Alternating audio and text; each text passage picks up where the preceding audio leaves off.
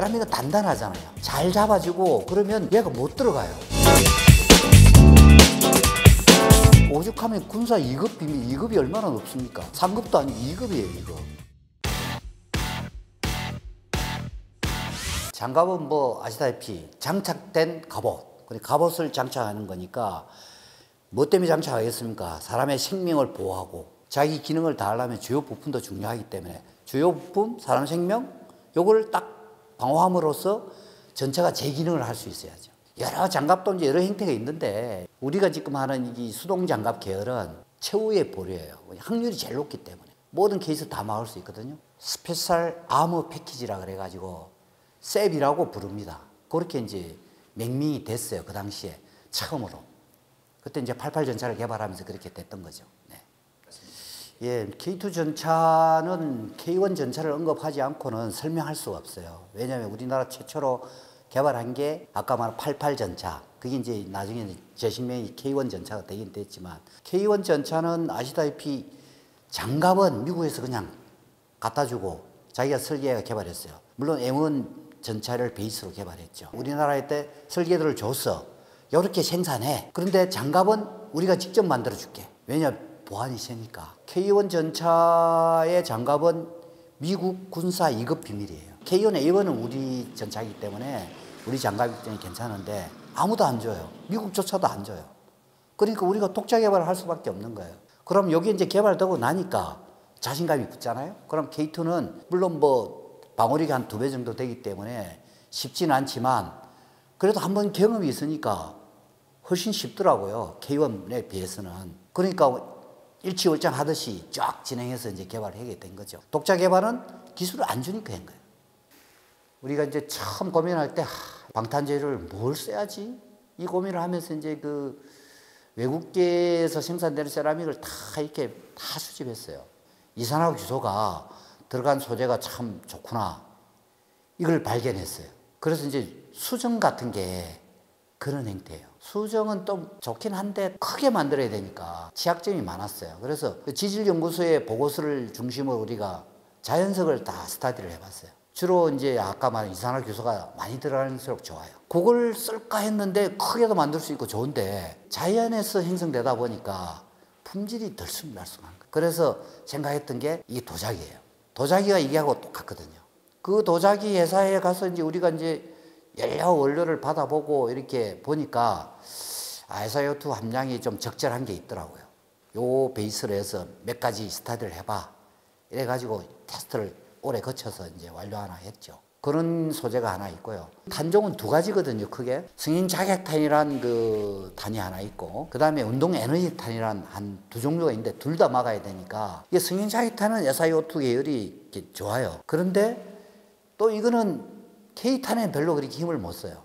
그러다 보니까 거꾸로 이제 내화물 쪽을 스타디 해보려고 했죠. 내화물이 왜 좋으냐면은 포로시티가 있는 것이, 그러니까 기공이 있는 것이 훨씬 더 쇼크웨이브를 이렇게 막을 수가 있어요. 전파가 더딘 거죠. 왜냐면 공기가 트랩이 되니까.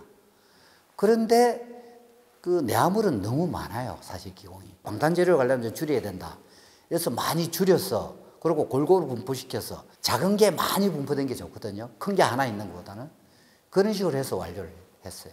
그러니까 원래 파우더의 입도 분포도 잘해야 되고, 그 다음에 이제 소개를 일으켜야 되니까 소개를 어떻게 일으킨 건가. 거미줄처럼 이렇게 히스크 타입으로 이렇게 잡아줘야 되거든요. 그런 걸 어떻게 할 건가. 이게 이제 기술이죠. 그러니까 이제 탄을 아까도 말씀드린 것 같이 승행 자격탄이라 그래가지고 이제 그 카파 알갱이들이 일렬로 쫙 서서 이렇게 날아가면서 엄청난 속도로 날아가면서 이렇게 고압의 물로 모래를 뚫는 것처럼 이렇게 뚫는 탄이 이제 승행 자격탄이라는 거고, 우리 화살탄처럼 그냥 텅스텐 헤비 알로이의 단자를 빠른 속도로 날려 뚫는 게 이제 운동 에너지 탄인데, 그 K2는 승행 자격탄은 그렇게 위력이 별로 높지가 않아요. 물론 이제 승행 자격탄 중에 이제 미슬 계열, 대전차 미사일 계열은 높지만 그런 건 능동으로 제어하기 때문에 주포에서 발사되는 승행 자격탄은 위력이 높지가 않아요. 왜냐하면 스탠드오프 관계 때문에 높은 레벨로 개발할 수가 없어요. 왜냐면 매년 자동으로 막아요. 이제 운동 에너지탄을 막으면 자동으로 막게 되거든요. 운동 에너지탄이 주웹이 되는 거죠. 그렇기 때문에 운동 에너지탄 위주로 개발했다, 이렇게 이해하시면 될 겁니다. 그 소재는 이제 최초에 저희들이 도자기 베이스로 했다라는 그 소재가 이제 산화물개예요. 사람이 크게 보면 비산화물개하고 산화물개가 있어요. 그 산화물개는 왜 굳이 꼭 두 개를 나누냐 하면은 비산화물개는 조건이 까다롭잖아요. 산화되면 안 되니까. 그렇기 때문에 항상 뭐 아르곤 분위기를 쓴다거나 N2 분위기를 쓴다거나 이렇게 해서 소개를 해야 되기 때문에 산화물에 비해서는 좀 까다롭죠. 가격도 비싸고. 산화물개는 아까 말씀드린 것과 같이 이제 도자기 베이스로 해서 개발을 했고 보통 알루미나를 주로 쓰거든요.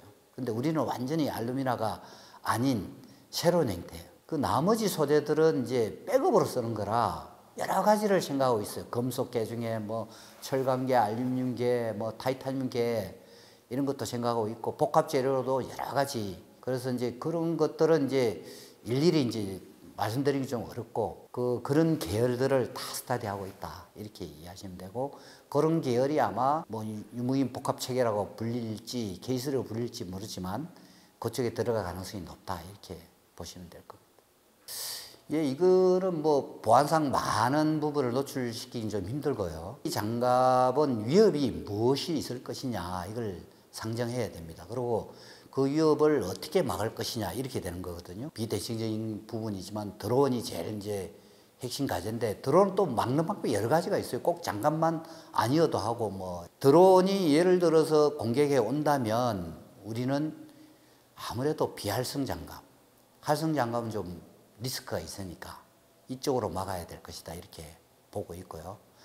그 다음에 이제 그 운동탄이나 화학 에너지 탄은 위력이 점점 높아져요. 그러면 이제 수동으로 막기에는 너무 무거운 거예요.